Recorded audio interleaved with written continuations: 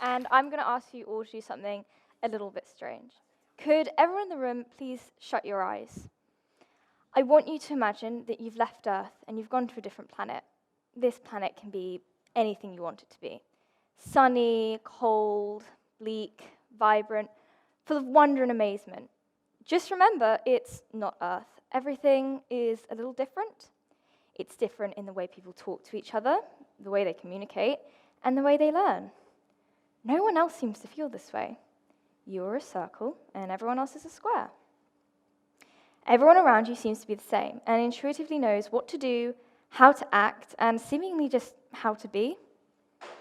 Teachers can sometimes seem irritated or frustrated by you, and you don't know how to explain that you feel that you just don't fit in, or you feel lonely or isolated. You can open your eyes and come back to the room. Unfortunately, I can't just do this.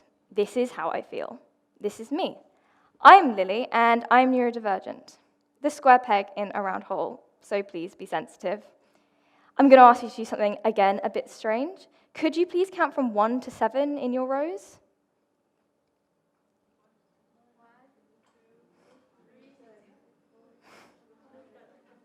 I know, maths can be challenging for me too. What was your answer? 1, 2, 3, something like that? Well, the reason I asked you to do this is because this is an accurate representation of how many people in the UK are neurodivergent. 1 in 7. That's a lot, isn't it? For some context, 1 in 7 people between the ages of 10 to 19 will face mental health problems. Now, I'm sure everyone here is aware of mental health and might know strategies to help, but has anyone here heard of the term neurodivergent? No. Okay.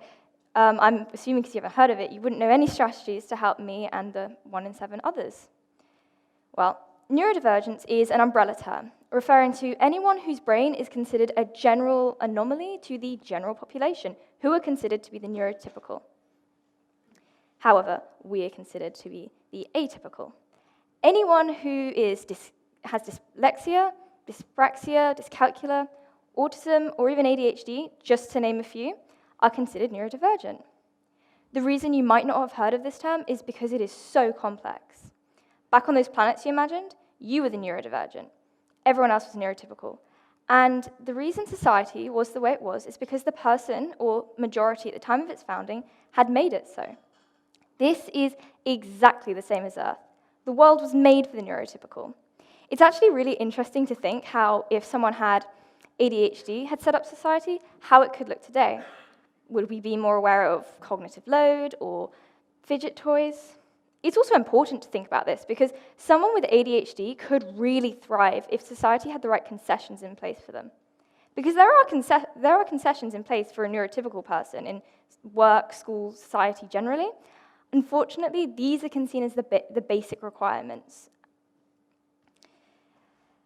Because of the lack of knowledge to do with neurodivergence, there's a lot of miscommunication and stereotypes surrounding them. For instance, some neurodivergents, mostly people with autism, are considered to have no communication skills. They might not share your communication skills the same way you might not share theirs. At school, we learn all sorts of skills: English, maths, science. And this is typically the age that someone who is neurodivergent will learn the skills they need to help the neurotypical population understand them. But because these are still skills and they're still learning, they're not perfect yet and are likely to run into one or all 3 of the following problems in their academic life. The first is bullying. As I said, neurodivergent people are trying to help the neurotypical population understand them with these skills that are not perfect yet. And unfortunately, people generally don't like what they don't understand, and neurodivergent people get really nasty labels sometimes. The second is stress. When your brain is wired differently, you learn differently. And it can be a crushing feeling to work twice as hard and only get half as far for any teenager. But that, paired with bullying, can make the third problem seem very understandable. Depression. As social creatures, being unable to connect with those around us, even if you aren't particularly extroverted, has devastating and harrowing effects on one's mental health. Some neurodivergents can fall into a burnout, which can lead to physical symptoms in some cases because they're masking themselves in society. Back on those planets you imagined, imagine how you would have felt if you got to attend a class that you actually understood. Somebody realized that this isn't the way you learned or the way you communicated and took the time to understand that. Because that's where my big idea comes in. I want to raise awareness for neurodivergence and the term and the people it represents. I want to implement change as part of a student body, and I want schools to really listen to us. I want change.